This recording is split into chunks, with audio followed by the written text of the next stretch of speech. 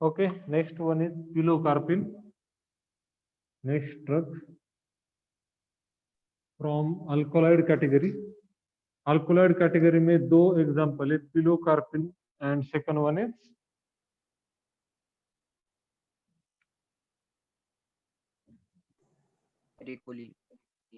अरेकोलिन. तो हमारे सिलेबस में सिर्फ एक ही है, तो एक ही हम देखेंगे, that is pilocarpine. Okay, so pilocarpine, it is an alkaloid obtained from, it is an alkaloid. तो एक अल्कोलॉइड मतलब प्लांट से मिलता है ऑब्वियसली. अल्कोलॉइड उसका सोर्स लिखना होगा, ऑब्टेन फ्रॉम, जैसे कि एंटीबायोटिक का सोर्स लिखना जरूरी होता है, वैसे ही अल्कोलॉइड के बारे में या कोई भी नेचुरल एजेंट अगर हम यूज करते हैं या उसका अकाउंट लिख रहे हैं तो उसका सोर्स लिखना जरूरी होता है. तो it is an alkaloid obtain from a shrub. From a shrub. Shrub पता होगा आपको, सबसे छोटा पेड़ होता है उसको हर्ब कहते हैं, उससे थोड़ा बड़ा होता है उसको हम श्रब कहते हैं, और जो बड़ा पेड़ होता है उसको ट्री कहते हैं, बड़ा सा पेड़. ओके, हर्ब, श्रब और बड़ा ट्री. ओके, या फिर प्लांट हम इसको कहते हैं. इसको हर्ब को उसको गवत कहते हैं मराठी में, इसको झुडूप कहते हैं. ओके, तो इट इज अ श्रब, मतलब ज्यादा बड़ा भी नहीं ज्यादा छोटा भी नहीं, इसको हम कहते हैं श्रब. तो it is an alkaloid obtained from a shrub, Pilocarpus microphyllus. ये नाम अच्छे से याद रखो, उसको अंडरलाइन करो. पिलोकार्पस, पिलोकार्पस से मिलता है इसलिए इसका नाम पिलोकार्पिन है. पिलोकार्पस, आगे क्या बताया मैंने, माइक्रोफाइलस. माइक्रोफाइलस, इसको अंडरलाइन कर दो और अच्छे से याद रखो पिलोकार्पिन कहाँ से मिलता है. एमसीक्यू में बहुत ज्यादा ऐसे क्वेश्चन काम आते हैं. अगर आपकी एग्जाम जो कि 90% एमसीक्यू होगी, तो आपकी एमसीक्यू एग्जाम में इस तरह के क्वेश्चन एमएसबीटी पूछ सकती है. ओके, तो पिलोकार्पिन इज ऑब्टेन फ्रॉम, तो उसका नाम या उसका सोर्स अच्छी तरह से याद रखो.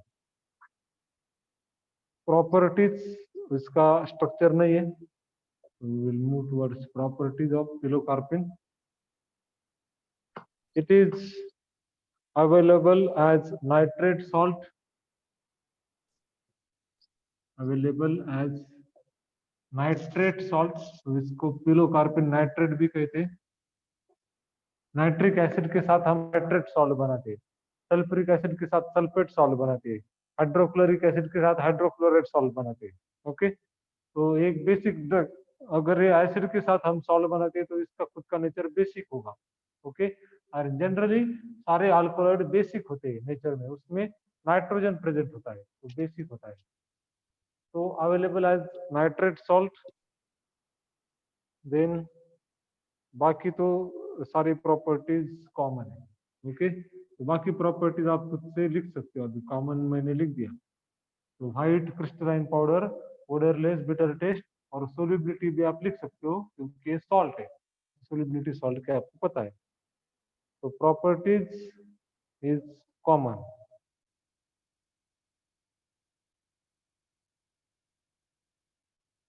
स्टेबिलिटी में एक पॉइंट है इसमें, stability.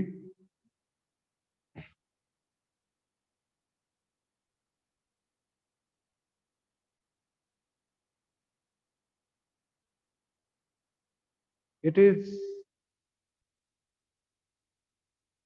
the solution is stable at pH. Solution or aqueous solution is stable at pH 4 to 5. तो एसिडिक pH में ज्यादातर स्टेबल होता है. बाकी storage is common, that is it should be stored in well closed light resistant container. Okay, so storage is common. Next is uses of pilocarpine.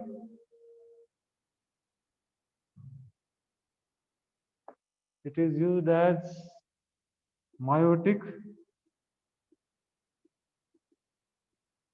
to counteract mydriasis.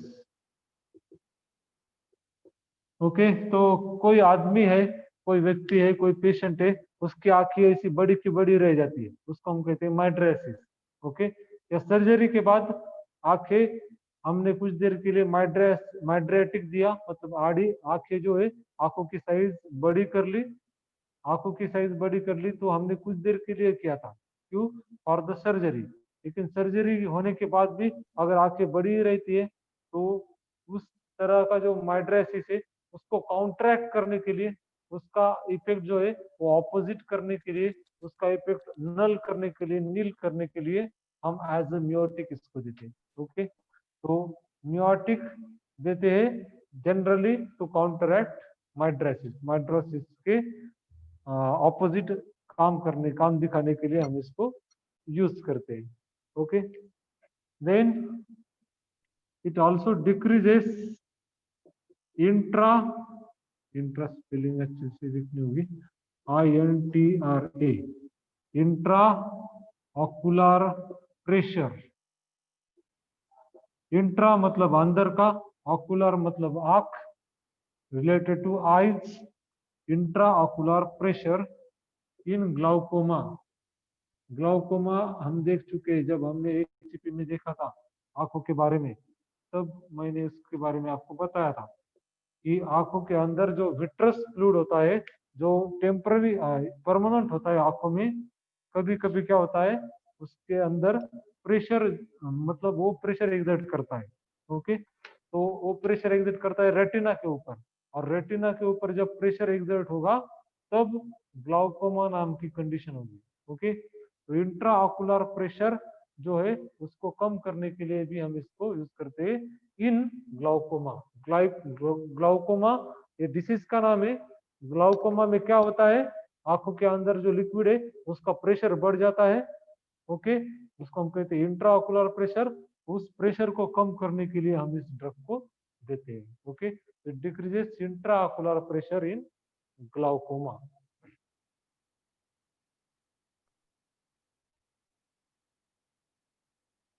Then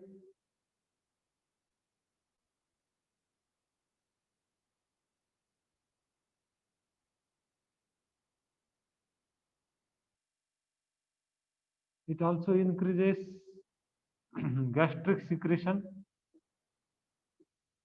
which helps in digestion. Okay, it also increases GI motility, which also increases digestion. Okay, so these are some uses of pilocarpine. ये सारे uses है pilocarpine nitrate के. Then we will see the dose preparation. Dose is 0.5 to 4%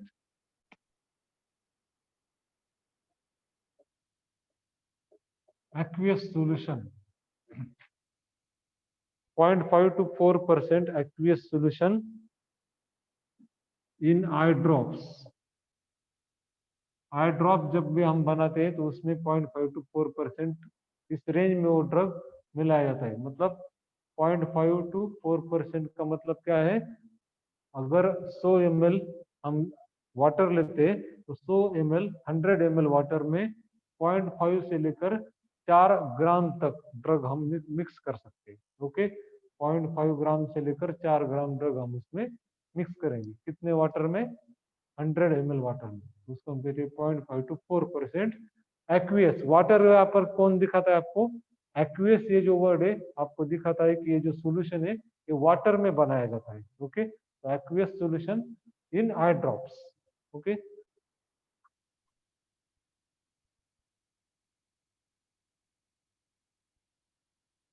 preparation, obviously preparation इसका क्या होगा अभी आप बता सकते हो मुझे? Eye drop, it will be pilocarpine eye drop BP.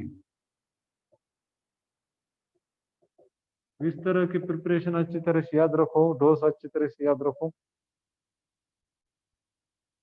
Brand name is Carpin, brand name is Carpin. Second brand name यहाँ पर है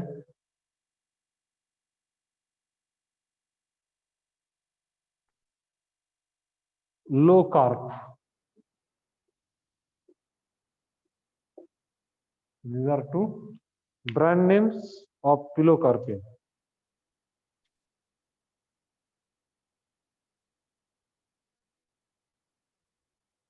ओके, तो तीन ड्रग हमने देखे। यहाँ पर हमारे दो क्लास खत्म होते हैं। सबसे पहला क्लास हमने खत्म किया ईस्टर ऑफ कोलिन, उसमें दो एग्जांपल हमने देखे, acetylcholine and methacholine. Second one was pilocarpine, pilocarpine था अल्कोलॉइड कैटेगरी में से। नेक्स्ट लेक्चर में हम इस चैप्टर का लास्ट क्लास खत्म करेंगे, that is choline esterase inhibitor. Choline esterase inhibitor में कितने ड्रग आते हैं? टोटल तीन ड्रग आते हैं, पाइसोस्टिग्मिन, नियोस्टिग्मिन एंड पाइरिडोस्टिग्मिन। तीनों एक ही कैटेगरी के हैं, तीनों का नेम भी सेम है, जनरली उनका स्ट्रक्चर भी सिमिलर है, स्ट्रक्चर और एक्टिविटी। ओके, तो नेक्स्ट लेक्चर में हम उनके बारे में देखेंगे। तो कोलिनर्जिक ड्रग्स में आज जितना भी पढ़ाया उसमें किसी को कुछ डाउट है? No sir. ये जो भी हम पढ़ रहे हैं ये आपको तभी अच्छी तरह से समझेगा जब आप इसको को रिलेट करोगे फार्माकोलॉजी के साथ। ओके, तो it is just one part, one side of the coin. Okay, सिक्के का सिर्फ एक पहलू है। अगर आपको दूसरा पहलू कुछ पता नहीं है, इसका मैकेनिज्म कैसे है, ये ड्रग कैसे काम करते हैं, उनका इंटरेक्शन कैसे होता है, तो आपको इसके बारे में कुछ पता नहीं चलेगा। ओके, तो फार्माकोलॉजी में भी ये जो टॉपिक है उसको अच्छी तरह से पढ़ो। कॉमन जो क्लासिफिकेशन है उसको मार्क आउट करो, उनको पहले याद कर लो। क्लासिफिकेशन बहुत सारे कॉमन है फार्माकोलॉजी और केमिस्ट्री में, तो उनको पहले आइडेंटिफाई कर लो। Okay, so in next lecture we hopefully finish this chapter in cholinergic agonist chapter. कल हमारा खत्म हो जाएगा और परसों सैटरडे को हम कोलिनर्जिक एंटागोनिस्ट स्टार्ट करेंगे। यहाँ पर हम रुकेंगे, अगर किसी को डाउट है तो पूछ सकते हो।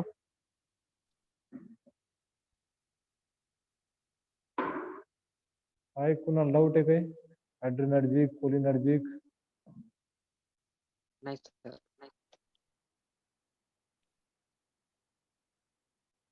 ठीक है, हम कल इसका नेक्स्ट पार्ट देखेंगे।